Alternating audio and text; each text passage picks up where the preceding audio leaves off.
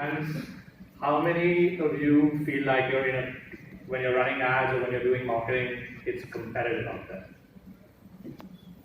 Alright, perfect. So when basically you're in competition, you got to do stuff that's different and unique, and that's the only way to beat the competition. And that's what Quora is all about, like where our ad platform is a really young platform. We've designed it to really maximize impact. We started monetizing only in 2017. So we opened up our ads platform in 2017, and we're still very much in the early adopter phase of Quora ads. So it's our early adopters that are really getting the most value out of the platform. The reason for that is basically they have first mover advantage, right? So if you're doing search and social, you're most likely, you got to do it, there's no choice, but you're most likely at sort of this marginal ROI. But when you come to Quora and Quora ads, I'm going to talk about this a little bit more, you would really get like the first mover advantage, and that's how you kind of get to peak your ROI. So I was introduced, I'm Gautam, I lead Quora's growth in India. So before I get into the details of how to do it, I'm going to run through a few examples of how some brands that we're all familiar with are using Quora. I'm going to just get everyone on the same page because there are a lot of misconceptions about Quora and our audience and what it's all about. So I'm going to talk about that, and I'm going to get really deep into the details of how a few brands are using it. I'm hoping to be through this very quickly so that we have time for some questions after. So what is Quora? Why do people come here? Basically, a large part of human knowledge is not on the internet. Most of it is trapped in the forms of experiences in people's heads. We're hearing some of that knowledge at this conference. And the problem is that only experts can access this knowledge. So the consequence of that is most people don't have access to the knowledge they should have to be able to make the decisions that they need to make, right? In an ideal world, they should be able to get that. And that's really what our mission is, and that's why we exist. And basically, the way we think about it is knowledge is upstream of decision making, and without good knowledge, you can't really make decisions. And that's kind of why we've grown. We have over 300 million monthly active unique visitors. People coming to Quora to learn about sort of the world around them. Answering people's questions, learning about new solutions, new products. And I want to kind of just give you some examples of what this looks like, right? So people come to Quora to just learn about the world, right? It's basically a knowledge resource that people can trust. People come to Quora to be surprised, like this is really cool. We've designed integrity and credibility into the product, and there's a lot of things that kind of pieces that fit in together to do that. People come to conduct research. I landed on this answer before going on an international trip because I didn't want to get screwed by my bank with international credit card fees, right? So there's a lot of topics on Quora, and the thing about Quora is this Q&A is valid and is evergreen, so it stays around for a long, long period of time. People also come to Quora to share the knowledge that they have. Many of you might have heard of, especially the SaaS companies in the room, all of you have heard of Jason Lemkin. He's a VC, he's the guy who founded EchoSign and a bunch of other companies, sold it to Adobe. He's written more than 3,000 answers. And, I mean, this screenshot is actually kind of old. It's probably blown past 3,500 now. And this is something that I ask. People come to Quora to improve their own lives, right? People are crowdsourcing knowledge, users are actively learning, and basically when you're on Quora, you're in a mindset to learn, and that's really kind of what we get to, and that's how we think about it as a marketer. So if you think about kind of where Quora sits in your marketing stack, we think of it as like a hybrid of search and social. In social, people are kind of, it's a little more passive, people are sort of doing something else. Those of you who are bored with what I'm saying are probably on Instagram right now, scrolling through your feed, passing time. If you're on search, you've kind of already made up your mind that this is the product that you want. Quora is kind of this hybrid between the two, and the way we've designed it kind of gives you the opportunity as a marketer to go top of funnel when you need to, as well as bottom of funnel, depending on, or in the middle of the funnel, depending on what kind of questions people are asking and what they're reading about. And that's kind of what's led to our growth in India. This is a little bit about our Indian audience. We're about 70 million monthly active uniques. This number's a bit dated, it's last year's number, and we've been growing even since then. And this is across a lot of topics. Just a few examples, all the way from technology to Bollywood. Here's a sense of the scale of Bollywood. Over 2 million question views, 8 million followers, and this is just logged in users. It doesn't even include logged out traffic that's coming in through search. Our audience is pretty evenly split between male and female. That's something that I'm really proud of.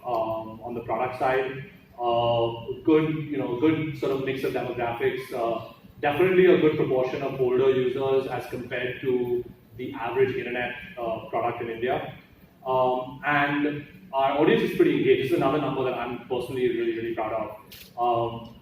Of course, 40 minutes a day on the app is amazing, but what I really like is this 15 to 20 minutes spent daily on via mobile search. So that means when people land on Quora through mobile search, they don't read an answer and bounce away, they actually spend 15, 20 minutes on the site, which means they're really going deep and considering different points of view and different opinions.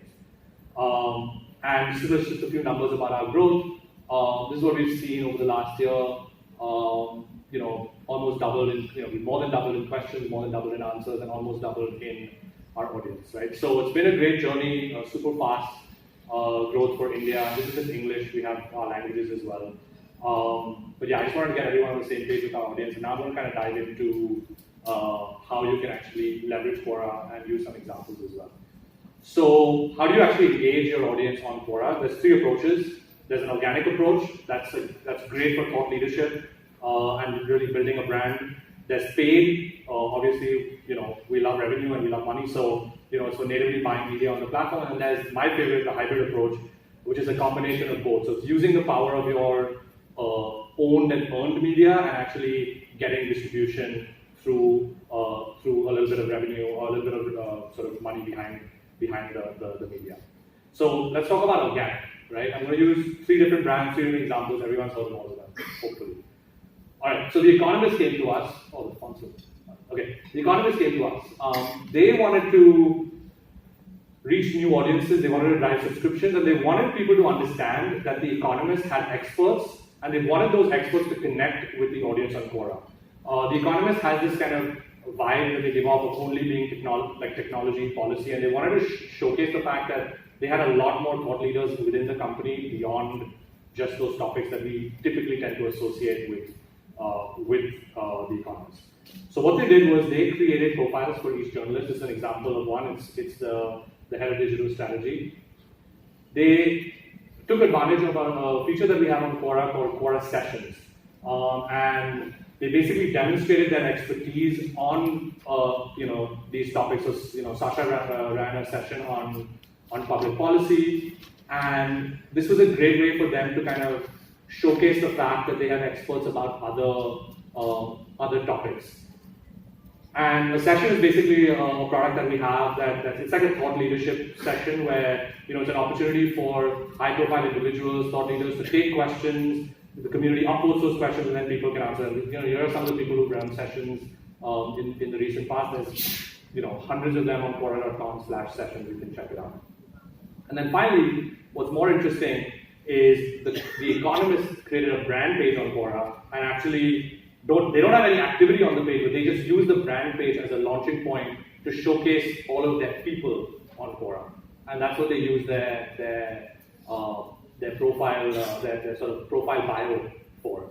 And besides obviously answering questions, to really establish the connection with the audience, they had their journalists and their thought leaders engage with people on content that was created, right? So you can see this example here. Question is, why doesn't The Economist print bylines? Somebody commented on it, pretty good question, and then Tom actually responded, right? So that's a very organic approach to Quora. They didn't spend any money, and they were able to build their brand. The results were fantastic. 10 million views, 250K followers, and you can see what Denise said about it. They really were impressed with I think the big thing is quality and specificity of the questions, right? And how engaged people are, and that kind of also shows from the numbers I showed you earlier, right? People spend a lot of time on the platform. All right, so that's organic. Let's talk about paid. We had similar kind of good results. All of you know DSP and iProspect in this room. So DSP is a mutual fund company for those who are visiting. iProspect is a marketing agency. They came to us and they wanted to basically work on external comms and user acquisition. So what they did is they decided to focus on the finance topic on Quora. That's an example of what their ad looks like. So this is a paid, purely paid media. It's a native ad on the finance topic page and on other content related to finance. They use the audience. I already went through some of these numbers, and they use what we call contextual targeting, right? So topic, keyword, and question targeting to run straight up performance ads like we're all aware of and used to. They found fantastic results, higher click-through rate, better conversion rate, and overall they found it to be a much more effective platform for scaling their user acquisition. And last thing, my favorite, the hybrid approach. How many of you have heard of DuckDuckGo? Awesome. I really like DuckDuckGo. It's a challenger brand trying to compete with Google, right? Who's crazy enough to compete with Google? And they're using Quora to do that, right? So what they did was they realized that people were already having conversations about DuckDuckGo on Quora. And I would encourage all of you to search Quora for the brands that you already represent and look at the conversation that's already happening. There's tons of it already happening there. So they decided to really lean into that and start answering questions about their brand on Quora, right? So Gabriel, the CEO, started writing answers on DuckDuckGo on Quora, right? How it works, why should I use it? There's a bunch of questions that he started to answer, right? And these started doing really well, and they decided to accelerate that by promoting the answer, right? So promoted answers basically allow you to kind of boost distribution of organic content, establish your thought leadership, and it basically gives you more real estate to talk about your product. And the way our pricing model works here is we only charge for engagement. So only when people click on this answer to actually read it is when the auction kicks in and actually charges the advertiser. So the way to think about this is like a promoted tweet or like a boost post kind of button on Quora. What DuckDuckGo did is they use broad targeting, right? So obviously it's a little more general product. So it automatically, so our machine learning systems will automatically target their ad across our audience, depending on location, device, and so a whole bunch of other things. And you can use that to actually generate traffic to a website and then build an audience with that. Now, this is what's crazy. Let me show you some of the results from this campaign. 1.2 billion views, 74,000 followers. But check out the middle number. 9% click-through rate. Right? That's the kind of engagement that we see on promoted answers with broad targeting, and this is on broad targeting with our machine learning platform optimizing the ads. Right? So very, very powerful tool to actually establish thought leadership. Once you have good content, you can actually boost it and speed it up. So how do they do this, right? So I talked about how the early adopters are winning, and that's really about, it's about getting that maximizing the ROI, because all the other platforms are giving you this marginal ROI. And you have to be a wizard to really get arbitrage on these other platforms. So here are a few steps that you can take, right?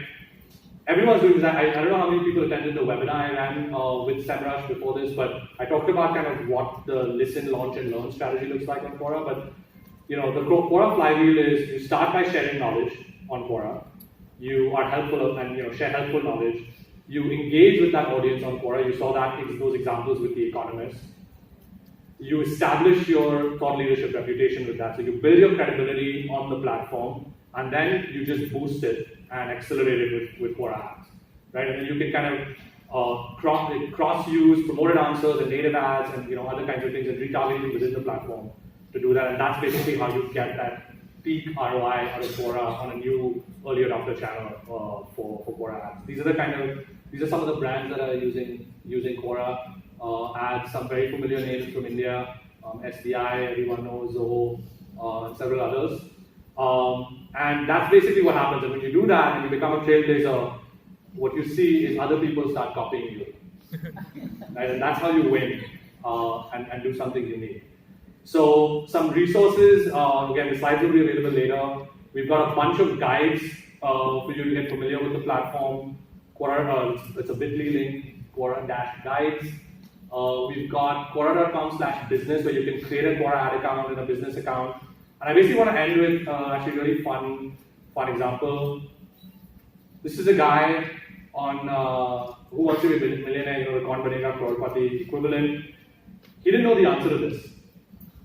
Initially, he used this 50-50, and then he managed to figure it out because he remembered that he ended up using Quora while he was researching what it was like to be a participant on the show. And he went to Quora and he found that 3 other participants had actually talked about their experience being on Quora. I think this is a really cool example of how powerful the platform is. So hopefully I'm not out of time and I can take some questions.